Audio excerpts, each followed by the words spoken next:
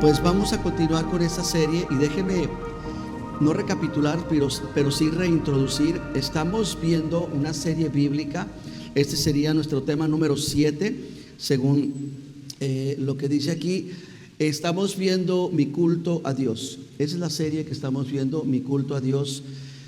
Todos nos decimos creyentes de Dios, algunos seguidores de Jesucristo, otros discípulos de Cristo. Todos tenemos que participar en algo que Dios diseñó, ya lo hemos visto semanas atrás, desde el principio, y esto es el tiempo de culto. Lo que tenemos en esta mañana es un tiempo de culto. La iglesia no es un club social. Aunque ustedes están viendo que las iglesias nuevas, iglesias emergentes, lo quieren manejar como una estrategia pues para atraer, para cautivar a las personas y para hacerlas sentir bien. La iglesia no es un lugar, iglesia, que es para que tú te sientas bien. No lo es. La iglesia es un lugar que Dios ha diseñado para que sea un encuentro entre tú y Él. Él tiene algo que decirte, Él tiene algo que hacer en tu vida y tú y yo tenemos la necesidad de que sea hecho. Por eso las iglesias que no están de acuerdo a esa metodología que intenta capturar, pero que comprometen el evangelio, comprometen la veracidad de la palabra, el poder de la palabra, la confrontación en la vida del hombre, esas iglesias son bienvenidas, son bien queridas. Pero las iglesias que han decidido mantenerse firmes en la palabra de Dios son iglesias que van a ser perseguidas, son iglesias que van a ser complicadas.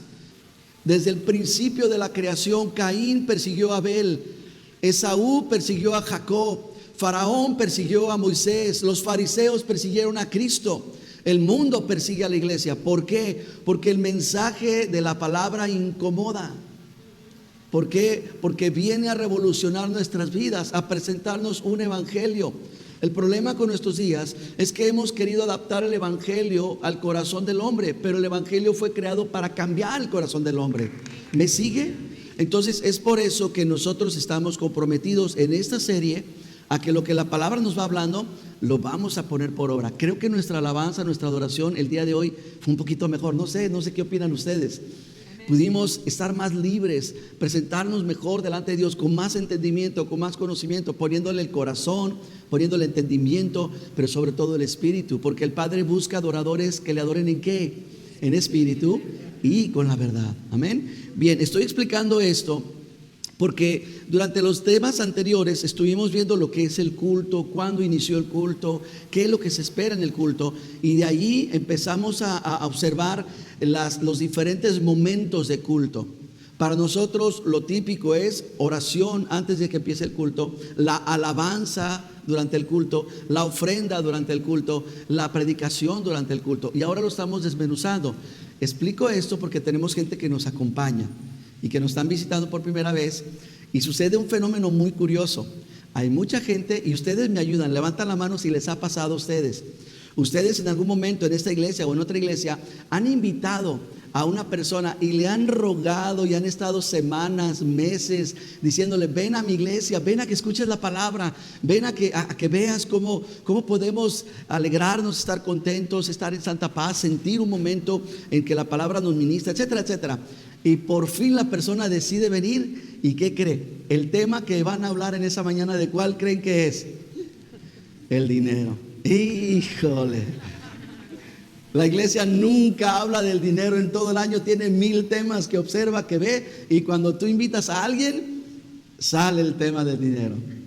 Y lo que dice la gente, ¿verdad? ¿Ves? Les quieren lavar el cerebro, les quieren exprimir la cartera. ¿Han oído algo así?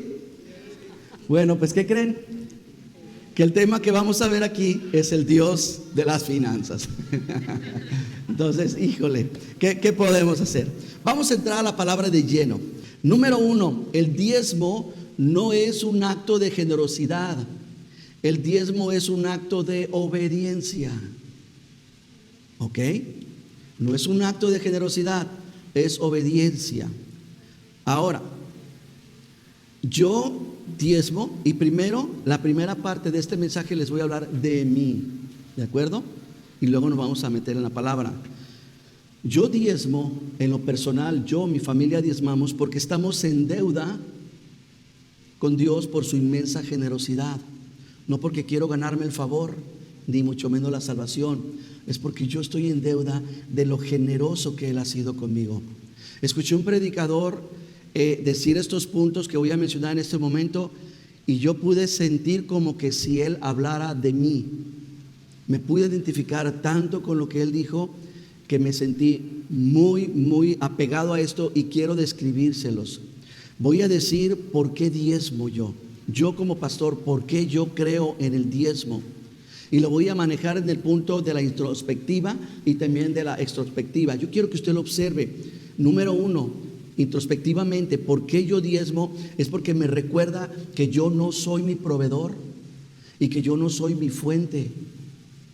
Número 2, porque cuando yo le diezmo a Dios, rompe la codicia y la autosuficiencia en mi corazón, porque mi corazón es codicioso, porque mi corazón tiene la tendencia a ser autosuficiente. Número 3, porque le hace saber a todo mi ser que Dios es lo primero para mí. Yo le mando un mensaje a mi ser con mi diezmo, y es decirle: para mí Dios es lo primero, no es lo último. No es primero mi carro o mi gusto o mi lente no, para mí Dios es lo primero. Y número 4, porque le dice a Dios que yo confío en Él. Cuando yo me presento delante de Dios, yo le digo: yo confío en ti. Ahorita van entendiendo el por qué. Eso es introspectivamente, en cuanto a lo que yo puedo observar en mi interior. En cuanto a lo que afecta en mi exterior, extrospectivamente, es por lo siguiente: porque fíjese lo que hace mi diezmo, no el suyo, el mío. Mi diezmo crea un faltante en mi vida para que Dios lo supla. Yo, al dar mi diezmo, desacompleto mi ingreso. ¿Por qué? Porque esto provoca que Dios supla mis necesidades. También diezmo porque mi dinero se conecta al propósito de Dios. Porque mi dinero ya no nada más sirve para darme de comer, para alimentar a mi familia. Somos 5 en casa. Ahora el diezmo para mí sirve para conectar mi dinero no solamente a cosas materiales, sino a algo espiritual. Y ahorita lo voy a comprobar todo eso con la palabra. Tengo que hacerlo. En siguiente lugar, es porque provee para la casa de Dios. Bendito sea Dios, no le falta nada a mi casa. Y bendito Dios, tampoco le falta a la casa del Señor. También yo doy mi diezmo porque le da a mi trabajo un significado eterno. Mi trabajo se convierte en algo extratemporal, algo que no nada más sirve para pasar los días, para debilitarme, para avejentarme. No, sirve ¿para qué? Para que mi trabajo tome un significado eterno. Y por último, yo diezmo porque mi diezmo transforma mi dinero en una semilla. Esos son los porqués. Yo diezmo. Ahora, venga conmigo por favor a Hechos. A ver, vamos a checar. Levánteme su Biblia, por favor. No me levante un celular, levánteme su Biblia. Eso, presuma la Biblia. Muy bien, qué bonito, puede bajarla. Ahora, abra su Biblia. Hechos capítulo 20, versículo 35. Mira lo que dice la Escritura: en todo les he enseñado que trabajando así se debe de ayudar a los necesitados. Fíjese para qué se trabaja: para ayudar a los necesitados y recordar las palabras del Señor Jesús, que dijo: más bienaventurado es dar que recibir. Muy bien, una pregunta que todos nos hacemos, que muchos me han hecho, pero que casi siempre nos hacemos inclusive a nosotros mismos: ¿en dónde están los diezmos en el Nuevo Testamento? ¿En qué parte del Nuevo Testamento se habla de los diezmos? ¿Usted lo ha encontrado? Yo no lo he encontrado. ¿Alguno de ustedes ya lo encontró? Yo no he encontrado en dónde están los diezmos. Pastor, entonces, ¿por qué hablas de los diezmos? Bueno, ¿qué cree? Yo le regalo, ¿qué le puedo regalar? ¿Qué le regalo? Le regalo una buena comida. Si usted me da el texto bíblico de lo que acabamos de leer. Pablo dijo: Jesús nos enseñó lo siguiente: más bienaventurado es dar que recibir. Deme el texto bíblico de esa frase y yo le invito a una buena comida, donde quiera, en las espadas, ¿verdad? Ya. ¿Sabe por qué me estoy atreviendo a hacer esto? Porque ¿qué cree? No hay un texto en toda la Biblia que avale estas palabras. Es decir, no hay ningún solo registro bíblico en el Nuevo Testamento donde escuchemos las palabras de Jesús y diga, muchachos, más bienaventurado es dar que recibir. No lo hay. Ahora, ¿cuál es mi punto con esto? ¿Pablo se equivocó? ¿O mintió Pablo? ¿O por qué Pablo está diciendo, Jesús dijo, más bienaventurado es dar que recibir? Y en ninguno de los evangelios se registra esta parte. ¿Por qué?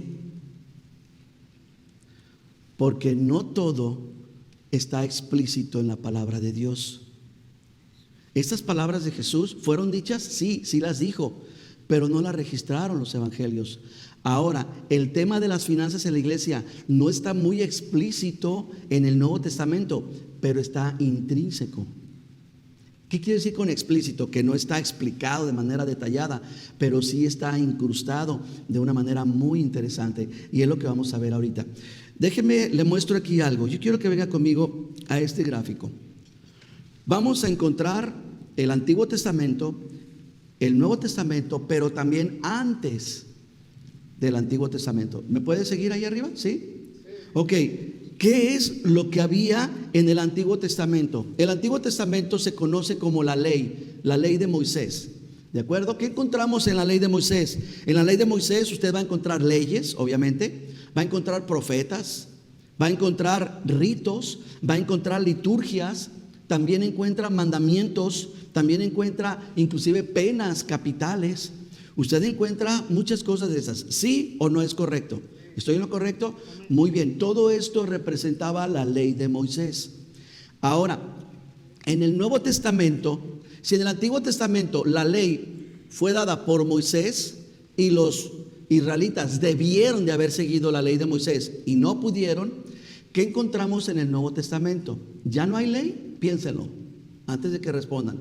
¿Sí hay ley o no hay ley? Bueno, la respuesta es que sí hay ley, y la ley es la del Espíritu. ¿Me sigue? Tenemos la ley de Moisés en el Antiguo Testamento, y en el Nuevo Testamento tenemos la ley del Espíritu Santo, del Espíritu de Dios. Ahora, en la ley mosaica pues teníamos todas estas cosas, ritos, mandamientos, sacrificios, etcétera. ¿Qué encontramos en el Nuevo Testamento? En el Nuevo Testamento, ¿qué podemos hallar nosotros? Bueno, ¿qué cree? En el Nuevo Testamento encontramos leyes, profetas, encontramos mandamientos, encontramos ritos, la Santa Cena, encontramos liturgias, el bautismo, encontramos las leyes, mandamientos. Un mandamiento nuevo les doy. Los apóstoles dijeron, esto mandamos a la iglesia, que no coman sacrificado a los ídolos, que no coman sangre. ¿Lo recuerdan? Entonces la pregunta es, ¿encontramos leyes, ritos y mandamientos en el Nuevo Testamento? ¿Sí o no? Sí. ¿Encontramos penas capitales? En el Antiguo Testamento decía, cualquier hijo que sea desobediente a sus padres, que lo confronte, que lo humille públicamente, tiene que recibir una pena capital. Si alguien fuera encontrado teniendo relaciones sexuales con un animal, que se le llama bestialismo, o con un hombre con otro hombre, que se llama homosexualismo, es pena capital. En el Nuevo Testamento tenemos pena capital. Bueno, pregúntenle a Ananías y a Zafira. No fueron apedreados por los hombres, pero el Espíritu de Dios les quitó la vida. Pregúntenle a casi la mitad de la iglesia de Corinto. Estaban muchos enfermos y muchos recibieron la pena capital por causa de no obedecer el mandamiento que Jesús les dio. Cuando ustedes se reúnan en mi nombre, tomen el pan, tomen el jugo y recuerden esto y háganlo en memoria de mí, mi cuerpo y mi sangre que por ustedes fue derramada, un nuevo pacto. Entonces, ¿verdad que no es tan diferente el antiguo del nuevo? ¿Me está siguiendo, iglesia? Muy bien, ahora, hubo un previo al Antiguo Testamento, es decir, un previo a la ley de Moisés, desde el Génesis hasta los primeros capítulos del Éxodo. ¿Qué encontramos ahí? Si en la ley encontramos pues leyes y reglas y normas y conductas, pero también en el Nuevo Testamento las estamos encontrando, entonces, ¿qué nos lleva a concluir? Que antes de estas dos leyes, la ley de Moisés o la ley del Espíritu, ¿qué había? Todo diferente. ¿Usted cree? Mire, antes del Antiguo Testamento, la ley era ¿de quién? Moisés dio la ley. Jesucristo dio nuevos mandamientos. Ahora seguimos la ley del Espíritu, la ley de Cristo. Y antes de ellos, la ley de quién. ¿Sabe de quién? De los patriarcas. De Adán, de Set, de Sem, de Abraham, de Jacob, etcétera. De todos esos patriarcas se seguía la instrucción. Ahora, ¿cuáles eran las leyes? ¿Qué cree? ¿Habían leyes? Sí, sí habían leyes. Fueron leyes estipuladas por los patriarcas. ¿Habían profetas? Sí. José fue uno de ellos. José dijo: cuando ustedes salgan de Egipto, llévense mis huesitos para allá con ustedes. Jacob fue profeta, llamó a sus hijos, los bendijo a cada uno de ellos y les dijo el futuro que ellos tendrían. Hay muchísimos casos donde hombres fungían como profetas. Antes de las leyes, ¿existían los ritos? Sí. Sí, claro, las liturgias también. Abraham levantó varias veces un altar y ofreció sacrificios. Hicieron convenios, hacían ritos, pactos entre ellos, cuando hacían pactos de compra de terrenos, etcétera. Ahora, ¿habían mandamientos o penas capitales? Sí, sí habían. Entonces, ¿cuál es la diferencia? ¿Qué cambia? Porque a mí me prometieron que el que está en Cristo nueva criatura es, ¿sí o no? A mí me prometieron que la ley no me salva. Me prometieron que la ley me muestra a Cristo. Y me prometieron que una vez que yo encuentro a Cristo, entonces puedo seguir la ley de Cristo. Pero, ¿cuáles son los cambios? Mire qué sutil es esto. ¿Cuál era la diferencia en estos? Es la siguiente, iglesia. En que antes del Antiguo Testamento, todo era espontáneo, sin imposición de leyes. Todo era espontáneo. A Abraham se le ocurrió levantar un altar y adorar a Dios, y lo hizo, ¿sí o no? Sí lo hizo. A Jacob se le ocurrió darle una promesa a Dios acerca de sus finanzas, y lo hizo. Y podemos ver muchísimos, los hemos visto durante todo este tiempo que hemos estado juntos. Todo era espontáneo sin la imposición de leyes. Cuando vino la ley, ¿cuál fue la diferencia? Pues eso, que ahora era todo la imposición de las leyes sin la espontaneidad en ellas. Es decir, ahora no te permito que seas espontáneo, sigue la ley al pie de la letra. No, pero que yo quiero descansar día y medio. No, Señor, un día. No, pero que yo me quiero comer un cordero y medio. No, Señor, un cordero. No había lugar. Hay algunos muy especiales y contados casos en los que se podía o se pudo llevar más allá de la ley. El caso de Ana, la mamá de Samuel. La ley le decía que por haber recibido a Samuel la ofrenda que tenía que dar para redimir a su primogénito era tal y tal, y ella fue superior a ella. Pero esa era la característica de la ley. Todo en obediencia, sin espontaneidad. Y en el Espíritu, en el Nuevo Testamento, ¿cuál es? Mire, todo es espontáneo bajo la dirección de las leyes. ¿Qué es la diferencia ahora? La diferencia es lo que el Espíritu hace en el corazón del hombre. Eso es la diferencia. Por eso, cuando Pablo les dice, todo les he enseñado, les he mostrado esto, que trabajando deben de ayudar a los necesitados, porque Jesús dijo, más bienaventurado es dar que recibir. No encontramos eso. No encontramos el escrito, pero sí encontramos el mandamiento. ¿Hasta aquí me está siguiendo? Ahora, yo quiero mostrarles como punto número 1 la metamorfosis de la dádiva. Voy a usar esta palabra, metamorfosis. Ustedes la conocen. Es como cuando un gusanito se transforma en una mariposa. Esa es una metamorfosis. Es cuando un renacuajito se convierte en toda una rana, ¿verdad? Son cambios. Ahora, hay una metamorfosis, como dice la palabra, porque lo dice. ¿Es cierto esto en la palabra de Dios? Ahorita, vaya conmigo a Mateo 23. Vamos a ver Mateo capítulo 23. Váyalo preparando allí. ¿A qué me refiero con metamorfosis de la dádiva? No quiero salir con frases así espiritifláuticas, ni acá muy ostentosas. No quiero salir con eso. Pero yo quiero que por favor me siga. Busqué muchas maneras de cómo poder describir esto que vamos a ver, y pues para donde me ayudó la mente fue para eso, la metamorfosis de la dádiva.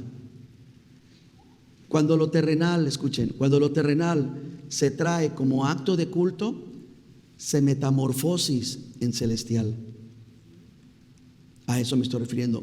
Cuando lo material se trae al acto de culto, se metamorfosis en algo espiritual.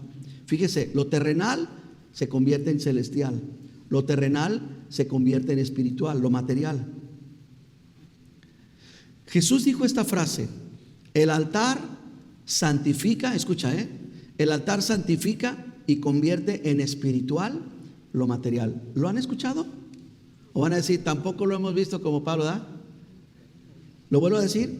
Esta frase es de Jesús, esta enseñanza es de nuestro Señor Jesucristo, y es la siguiente: el altar santifica y convierte en espiritual lo material. ¿Cómo? ¿Cómo se crea esa metamorfosis? Poniéndolo allí. ¿Ya lo tiene Mateo 23? Lo leemos, vea el versículo 16. Hay de ustedes, guías ciegos, porque ustedes ciegamente dicen esto: si alguno jura por el templo, no es nada. Pero si alguno jura por el oro del templo, es un deudor. Y que se enoja Jesús. Ya estaba molesto. Y eso le enojó todavía más. Y dijo: insensatos y ciegos. Observen la pregunta, iglesia: ¿cuál es mayor, el oro o el templo que qué? ¿Me lo dicen? A ver, a las tres me lo dicen todo lo que están leyendo. 1, 2, 3. ¿Cuál es mayor, el oro puesto allí o el templo que hace algo espiritual? Escúchame, la religión no santifica, buenos deseos no santifican, ¿ok? Conocimientos de textos bíblicos no santifican. Posiciones, hincarme, persignarme, golpearme, nada de estas cosas santifican. En el tiempo de Jesús, ¿qué es lo que hacía el templo? El templo tenía la capacidad de santificar todo lo que se ponía. ¿Qué es santificar? Es consagrar algo para un uso exclusivo de Dios y para Él como el dueño exclusivo. Estas flores yo no me las voy a llevar a un funeral, yo no me las voy a llevar a una boda, yo no me las voy a llevar a una fiesta. Estas flores las voy a usar ¿para qué?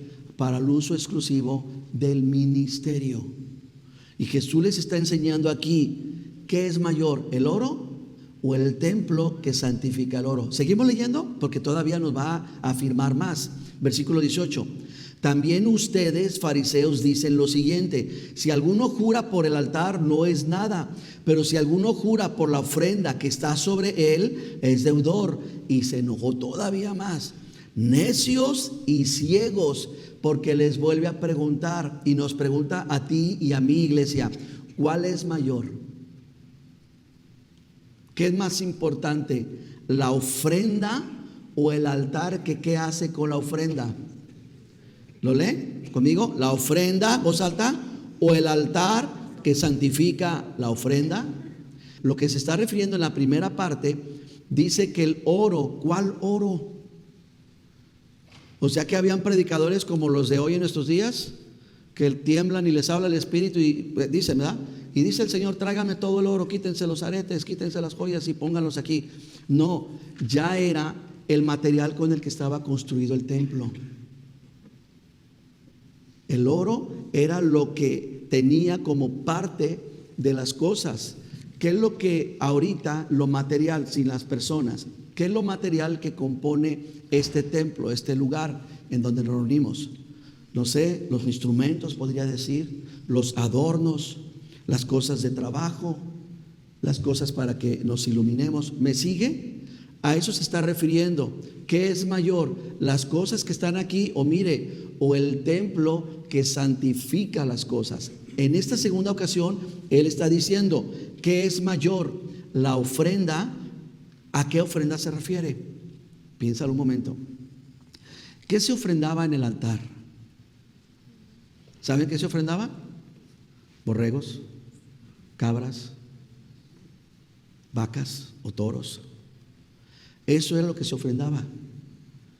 Entonces, él está hablando de cosas vivas, de animales. Bueno, ya estaban muertecitos, pobrecitos. ¿Qué es mayor, los animales que han sido sacrificados o el altar que santifica a los animales? Termina de leer conmigo el versículo 20. Pues el que jura por el altar, escucha, jura por él y por todo lo que está sobre de él.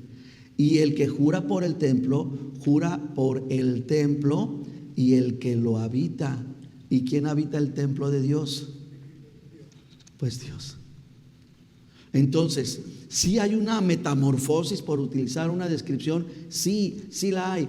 Por eso yo me atrevo a decir que mi dinero, que mi diezmo, es como una semilla. ¿Por qué? Porque hay un cambio en él. Venga conmigo rápidamente a Filipenses. Filipenses 4. Véngase conmigo a leer esta porción de la Escritura. Ahora, vuelvo a preguntar mientras lo encuentra. ¿Encontramos el diezmo en el Nuevo Testamento? La respuesta es no. ¿Encontramos las palabras de Jesús, más bienaventurado es dar que recibir? ¿Las encontramos? La respuesta es no. ¿Eso quiere decir que no dijo Jesús esas palabras? No quiere decir eso. Eso quiere decir que ya no diezmo yo por esa causa. Tampoco quiere decir eso. ¿Lo tiene? Filipenses capítulo 4. Vea conmigo el versículo 15. Y saben también ustedes que al principio de la predicación del evangelio, y observe lo que dice, cuando partí yo de Macedonia, mire lo que pasó. Ahora síganme aquí tantito. Yo le hago una pregunta, piénselo.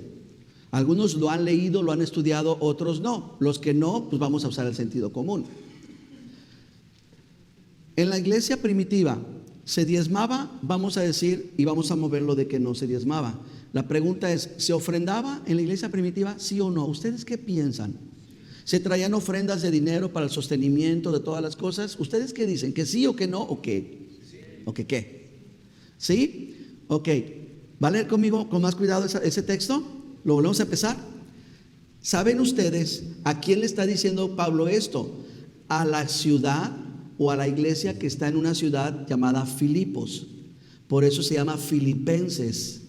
La iglesia a los filipenses. Entonces Pablo le explica a la iglesia en Filipos lo siguiente: saben también ustedes que al principio de la predicación del evangelio, cuando yo partí de Macedonia, otra región, dice, escucha, ninguna iglesia. Te vuelvo a preguntar, ¿las iglesias ofrendaban al principio?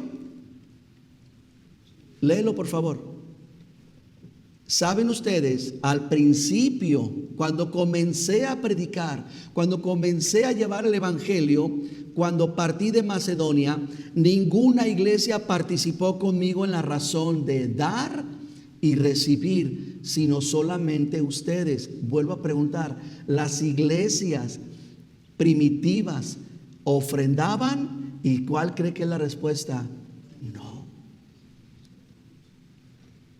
¿Lo seguimos leyendo? Ninguna iglesia participó conmigo en razón de dar y recibir, sino solamente ustedes. Pues aún cuando yo fui a Tesalónica, otra región, me enviaron, ¿quiénes? Ustedes, los de la región de Filipos. Ustedes fueron los que me enviaron una y otra vez para mis necesidades. ¿Cuándo sucedió esto? Yo sé que me está poniendo atención, iglesia. ¿Le está resultando interesante esto? Ok, deme más atención. Venga conmigo a lo siguiente. Aquí está mi esposa. Ella sabe cuánto me tardé en hacer este mapa. Este mapa no lo bajé de Google. Lo tuve que diseñar. Ya había diseñado uno y lo hice más grande para que ustedes lo pudieran ver y contemplar. Este es el mapa actual. Le voy a mostrar algunas regiones. Por ejemplo, la región de Europa. Ay, Señor. Aquí está Europa. Por ejemplo, está Francia, Suiza, Alemania, Italia, Croacia, Hungría, Bosnia, Serbia, Rumania, Moldavia, Bulgaria. Está también Grecia. Tenemos el lado de África. Acá abajo está África, Túnez, Libia, Egipto, Sudán, etc. Está el Medio Oriente. Está Turquía, Siria, Líbano, Jordania, Israel, Irak, etc. Y ahí están sus divisiones actuales. Usted conoce bien ese mapa, ¿verdad que sí? Se lo enseñaron en su escuela. Bien, antes el mundo no estaba dividido así. El mundo estaba dividido de otra manera, las fronteras eran diferentes. Roma ya había conquistado todo este mundo y Roma lo tenía por diferentes nombres. Allá arriba es Macedonia, Troacia, Tesalónica, Acaya, Galacia, Asia, Bitinia, Licia, Licaonia, Cilicia, Panfilia, Chipre, Siria, Egipto. ¿Sí? ¿Más o menos ubica? Porque cuando usted ha leído su Biblia, usted ha escuchado esas palabras. No, que los de Tesalónica, no los de que la Odisea, no, que, ¿verdad? Ok, esto así es como estaba dividido el mundo. Le quiero presentar rápidamente muchas de las ciudades, no todas, todavía me faltan muchas, pero muchas de las ciudades que existían en aquel tiempo. Por ejemplo, la ciudad de Roma, Regio, allá abajo en la botita, ¿verdad? Siracusa, Malta, por acá tenemos otras, a ver. Acá está Alejandría, donde se hizo la librería esta famosa, Jope, Jerusalén, Salamina, Antioquía, Seleucía, Tarso, Derbe, Listra, Antioquía, Éfeso, Samos. De hecho, yo marqué, está con un color, usted que ve los colores, ahí yo le marqué con un color donde esas ciudades se mencionan como las iglesias principales. Éfeso, Samos, Iconio, Atenas. ¿Alcanza a ver Atenas? Ahí está, míralo. Ahí está Atenas. Había un montón de ciudades. Son las ciudades que había Roma conquistado u otras fundado o renombrado. Ahora lo que le voy a enseñar, y le estoy enseñando esto porque necesitamos indagar bien. Pablo le está escribiendo a los de Filipos, le está diciendo que nadie ofrendaba, sino solamente los de Tesalónica, y que cuando estaba por allá, dice que nadie, cuando estuvo en Macedonia, entonces menciona esos lugares. Vamos a ver rápidamente. Él menciona, yo se lo leo. ¿Saben ustedes que al principio de la predicación del Evangelio, cuando fui a Macedonia, los Filipos estaban en Troacia? Y él dice, cuando yo fui a Macedonia, nadie dio nada, sino solamente los de ¿dónde? Los de Tesalónica. Hasta aquí vamos bien, ¿verdad? Perfecto, porque esto va a ser muy importante. A mí me ayudó, me abrió los ojos. Espero usted también le pueda ayudar. Bien, la Biblia habla de unos viajes misioneros. Pablo, usted conoce la historia, él iba a perseguir a la iglesia, iba a ejecutar cristianos, iba a llevarlos arrastrados al templo. La ley, escúcheme, la ley de acuerdo con Roma y con Israel era la siguiente: ningún israelita le puede quitar la vida a otra persona. Estaba prohibido. El único que podía quitar la vida era Roma. Pero había una cláusula: si tú cometías algún tipo de sacrilegio, abominación o blasfemia en la región del templo, Roma te autorizaba a apedrear a la persona. Por eso trajeron a la mujer arrastrando. ¿De dónde la trajeron? De una taberna, de un prostíbulo o de la casa de uno de los fariseos. Yo no sé de dónde. La trajeron arrastrando y la dejaron ¿en dónde? En el templo. Porque ¿qué querían hacer con ella? Apedrearla. ¿La podían apedrear en las calles? No. La querían apedrear adentro. Entonces, ¿cuál era el plan de Pablo? Arrastrar a los cristianos hasta el templo para que fueran juzgados, y ellos, al confesar y testificar que Jesús era el Curios, que Jesús y Adonai eran el mismo, ahí los iban a apedrear. Ese era el plan de Pablo. Entonces Pablo, ustedes saben, ve la luz, cae, le habla al Señor, le dice: ¿por qué me persigues? Lo saben. Pablo es convertido al cristianismo. Pablo viene a los pies de Cristo y va a ser discipulado. No encuentra a ninguno de los apóstoles. Entonces Pablo se va a la región de Arabia. Ahí está también registrado en la Biblia. Y dice la escritura impresionante, él lo testifica, que Jesús mismo fue su maestro. Él fue el que le enseñó todo el evangelio, todo el nuevo pacto. Por eso Pablo dijo, Jesús dijo, más bienaventurados dar que recibir. Pero ni Mateo, ni Marcos, ni Lucas, ni Juan lo registraron. Pero yo lo vi. Pero yo lo oí. Qué tremendo, ¿no? A mí me lo enseñó.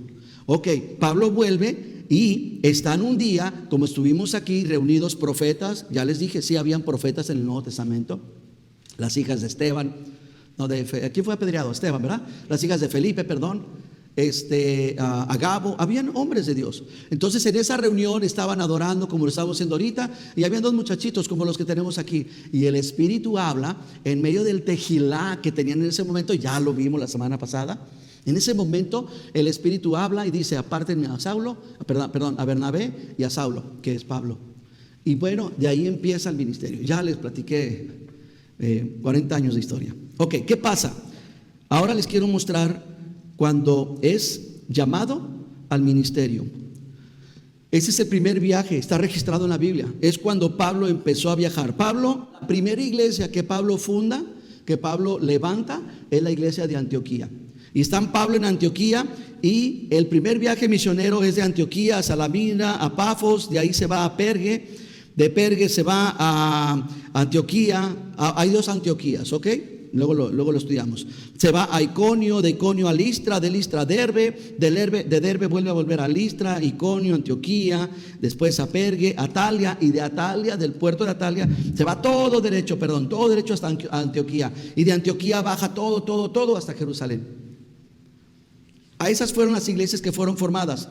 Vamos a ver rápidamente en qué regiones, porque aquí Pablo está diciendo que en la región de Filipos, ellos notaron que nadie les daba, no había iglesia que ofrendara cuando fue a Macedonia, y tampoco sino los de Tesalónica.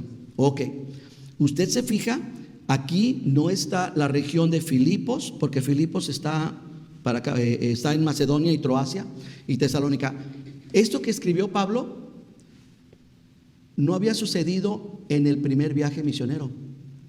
Es decir, en el primer viaje misionero, Pablo no había ido a estas regiones. Y él dice que la problemática de la ofrenda, o más bien la falta de la ofrenda en la iglesia, estaba cuando él fue a esa región. Él no fue a esta región en este viaje. Vamos a ver el segundo viaje. En el segundo viaje nos quedamos en Jerusalén. Pablo llega a Jerusalén. Y Pablo ve necesidades, que la iglesia está siendo perseguida fuertemente. Pablo sube de Jerusalén a Antioquía, de Antioquía va a Tarso, de Tarso a Derbe, a Iconio, Listra, Antioquía, va a Troas, y aquí está. Esto es lo que nos interesa, iglesia. De Troas va a Filipos, allí abrió una iglesia. Estas iglesias no existían, usted lo sabe. De Filipos se va a Tesalónica, allí abrió otra iglesia.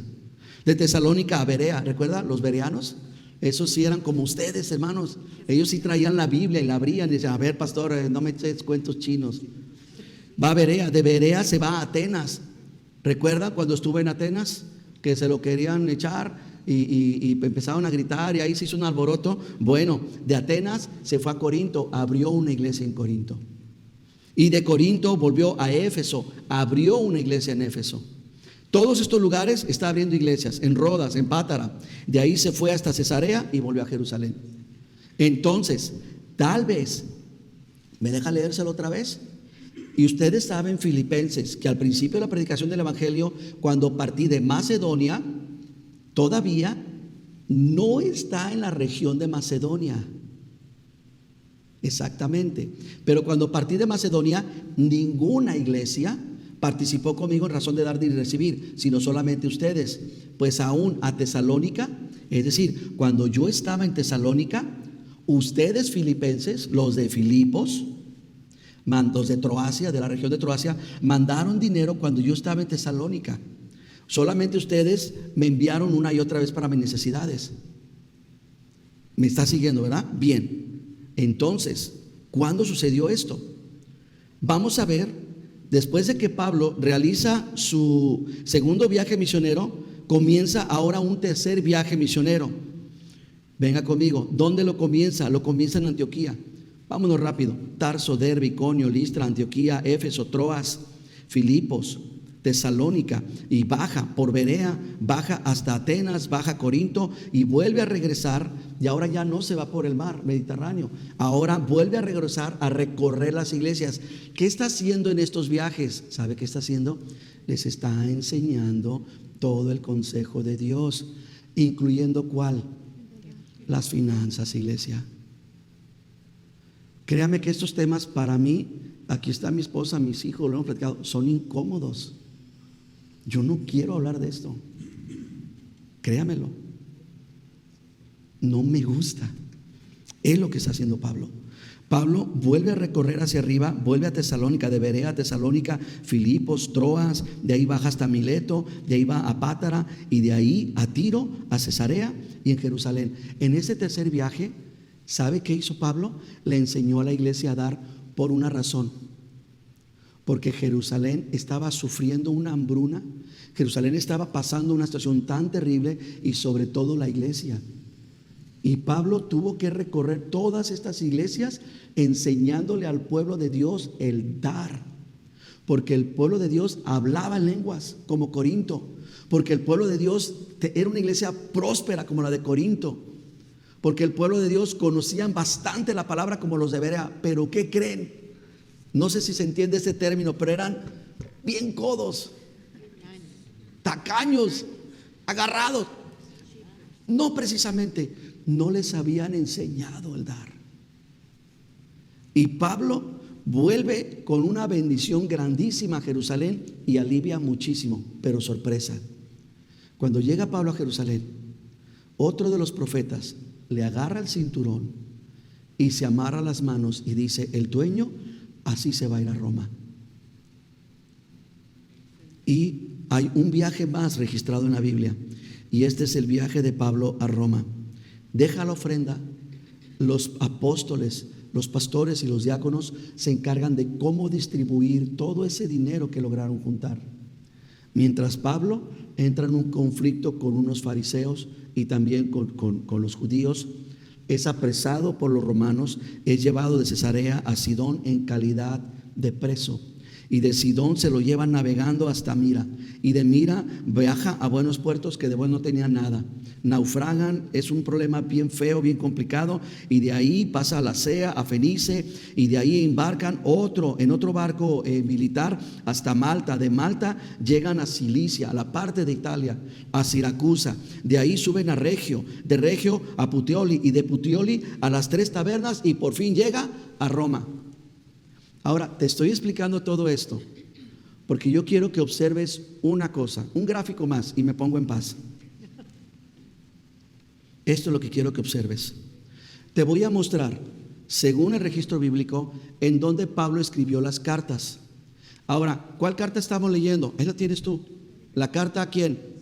A los filipenses. Obsérvate esto. Pablo, la primera carta que escribió, la escribió en Antioquía. Y la escribió a la iglesia en Galacia. Y de ahí Pablo, las siguientes cartas que escribió las cartas de Tesalonicenses. ¿Dónde está? Aquí está. En Corinto, en uno de esos viajes que yo te acabo de explicar, Pablo escribió a la iglesia en Tesalónica, escribió a la iglesia en Roma, y estando en Roma, fíjate en dónde, en Roma. Bueno, déjame mostrarte las demás, porque ahí fue donde llegó al final. En el área de Filipos y Tesalónica escribió la segunda carta a los Corintios y escribió la primera carta a Timoteo. Se cree que también ahí se escribió la carta a Tito.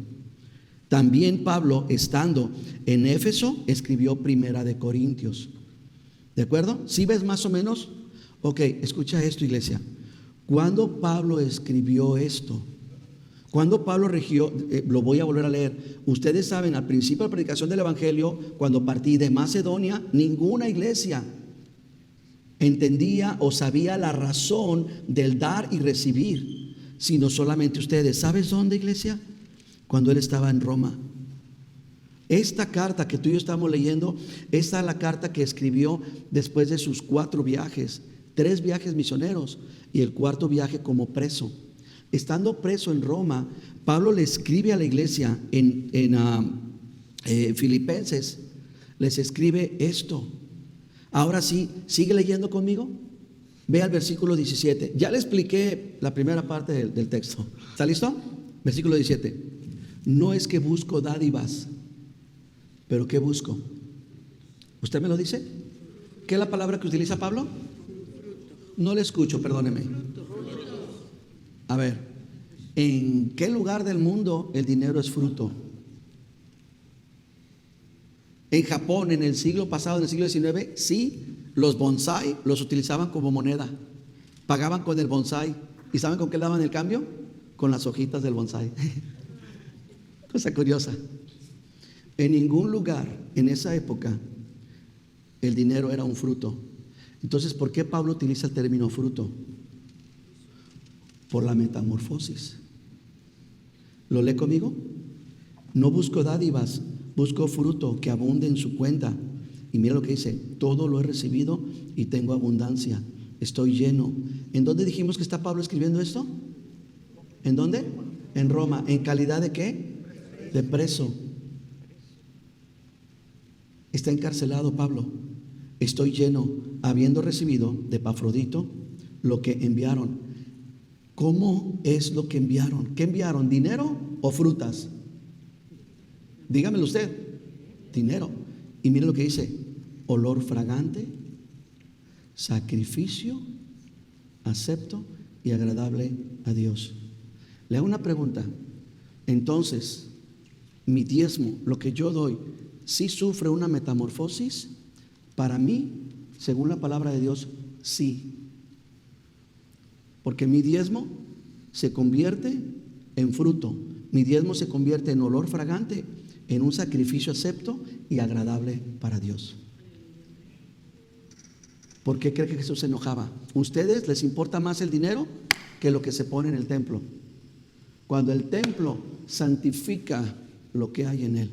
¿Ustedes les importa más los animales que se ponen en el altar que el altar? Cuando el altar, ¿qué hace? Santifica, transforma lo material en espiritual, lo terrenal en celestial. ¿Ya me está entendiendo por qué yo diezmo? Yo no sé por qué usted diezma, si diezma. Yo no sé por qué usted ofrenda, pero yo lo hago por esto. Aquí solamente hay de dos: o es poético, lo que está escribiendo Pablo, o es simbólico, metafórico, o realmente es fruto, fragancia y sacrificio delante de Dios. Yo lo creo. Ese es el propósito, mis hermanos, de la ofrenda cuando se hace por fe. Miren, voy a ir aterrizando esto. Jesús, con saliva, logró sanar a un ciego, ¿sí o no? Jesús, con una sola atarraya, ¿sabe lo que es una atarraya? Una red para pescar, lo que avientan. Con una sola atarraya logró pescar cientos de pescados. Jesús, con una oración, logró multiplicar media docena de peces en miles para poder alimentar a miles de personas. La pregunta, cuando yo veo esto, para mí, y quiero compartirla contigo, es la siguiente: ¿qué podrá hacer Jesús con nuestras finanzas? Si Jesús pudo hacer eso con lodo, pudo hacer eso con una manta de una red de pesca, si Jesús pudo hacer eso con 5 peces, ¿qué no puede hacer Él con mis finanzas? Con las finanzas de esta iglesia. Qué bueno que nos visitan, qué bueno que nos acompañan. Esperamos no sea incómodo el mensaje para ustedes, pero como visitantes queremos decirles qué es lo que hace esta iglesia, y a ustedes también. Como iglesia apoyamos a un grupo, a un orfanatorio y a un ancianato en Ucrania. Apoyamos a estos niños y ancianos que no tienen que comer.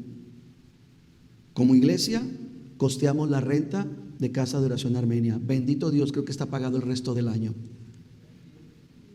Nosotros como iglesia distribuimos Biblias a 3 continentes prohibidos: en África, en Asia y en Arabia.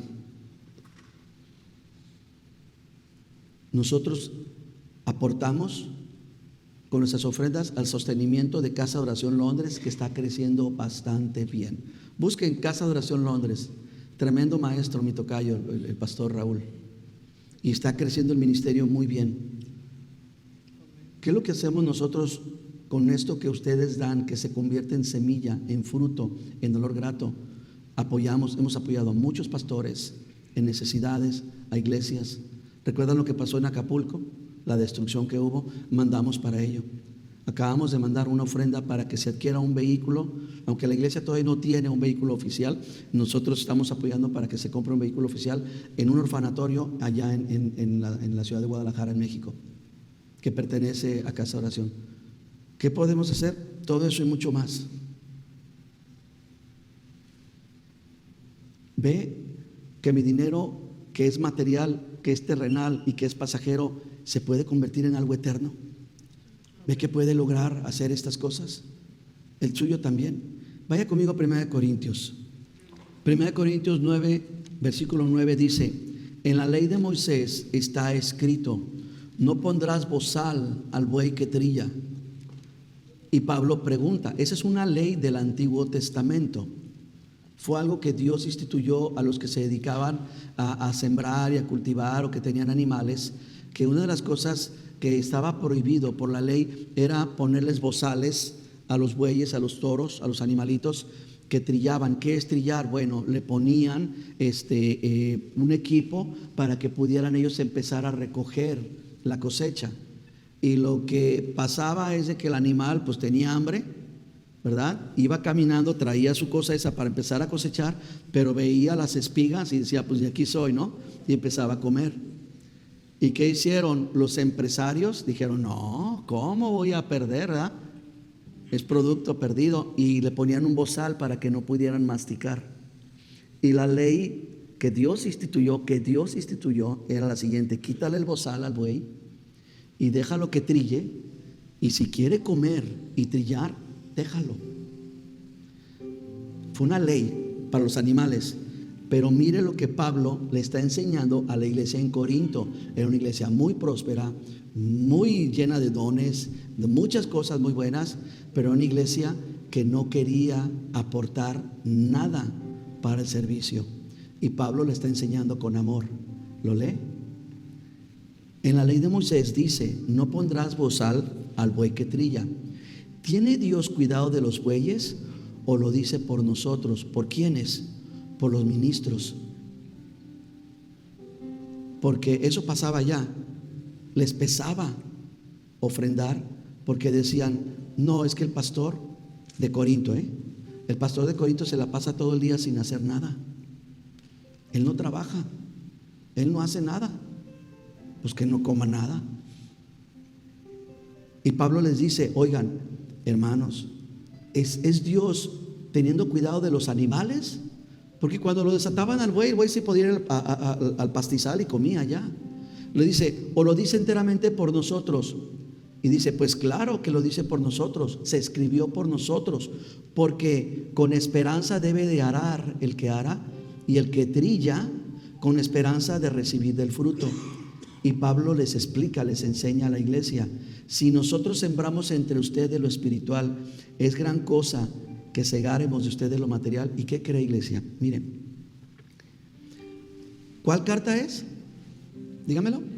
Corintios. ¿La segunda o la primera? La primera. Bueno, vamos a buscar. Aquí está la segunda de Corintios. Ok, vamos a buscar la primera carta. ¿Cuándo escribió Pablo esto? Cuando estaba en Éfeso. ¿Y qué cree? Que después de haberlos enseñado, ellos no dieron nada. Pablo, después de haber instruido a esta iglesia, la iglesia no participó. Y Pablo lo dijo: porque ninguna iglesia participó del dar, sino solamente ustedes. Aquí todavía no estaba Tesalónica, o sea, no se les había enseñado todavía. Era una situación que estaba complicado. Este no es el caso, porque con las finanzas de ustedes, la iglesia a mí, para que yo pueda sostener mi casa, me provee $3,200 mensuales.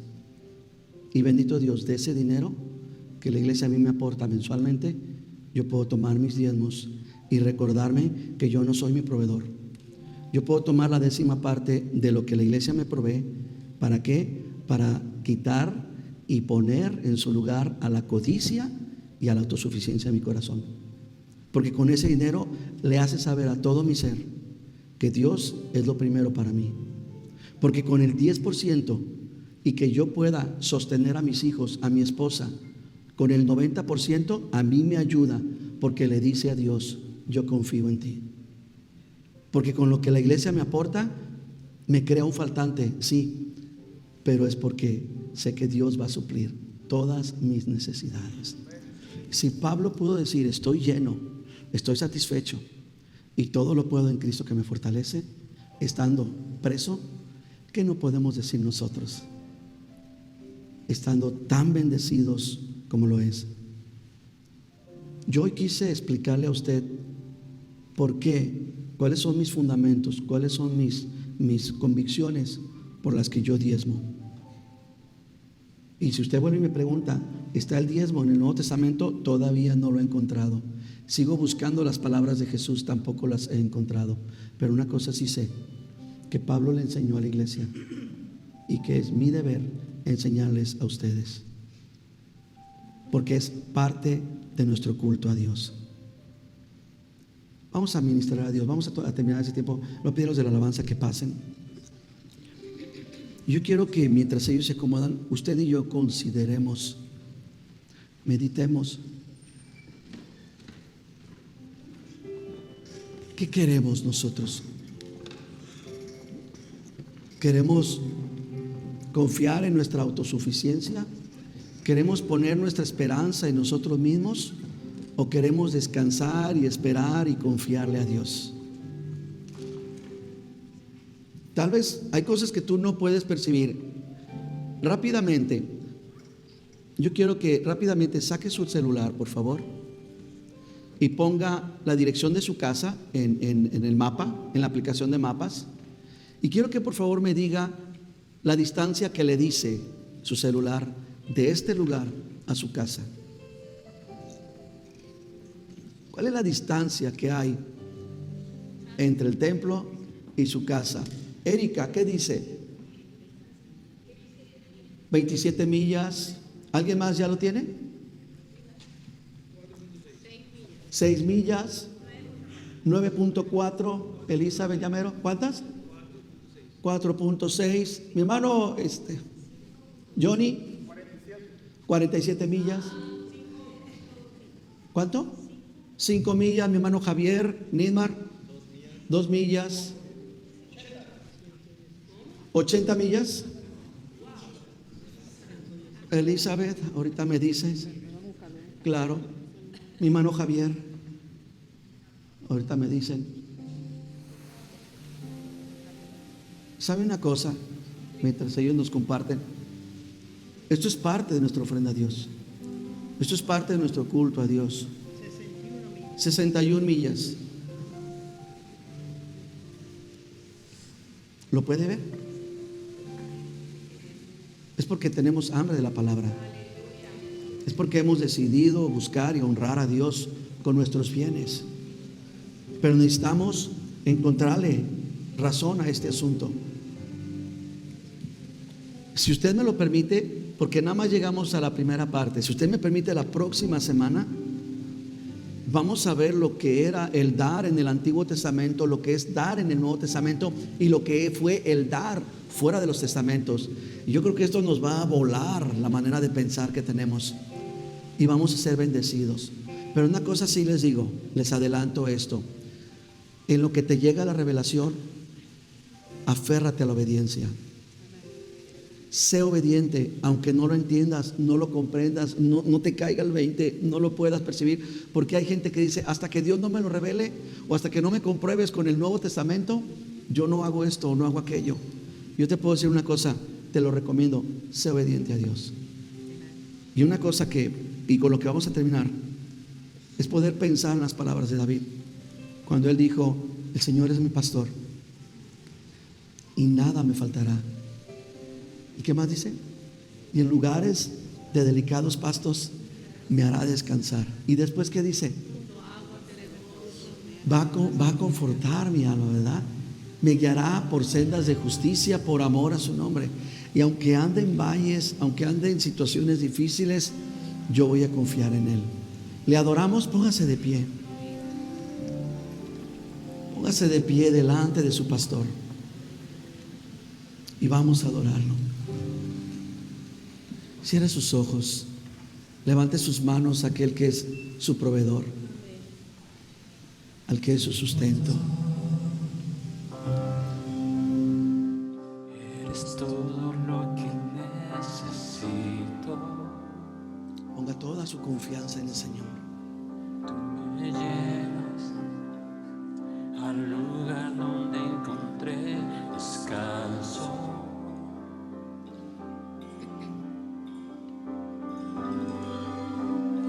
Mis fuerzas, tú guías mis pasos.